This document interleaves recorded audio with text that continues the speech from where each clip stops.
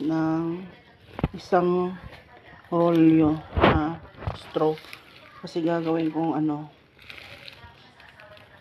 pantali sa binhi.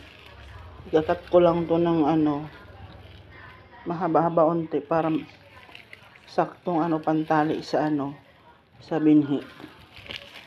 Ito. Pero ibang straw to, ibang straw na nabili ko ipantali. Pag mo to,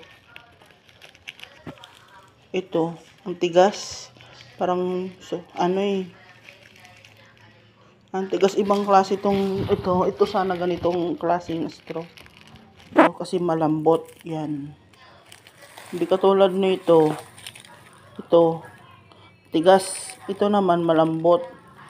Ito yung hinahanap kong straw pantali kasi pag inano mo to, ginaganyan mo nang maliliit,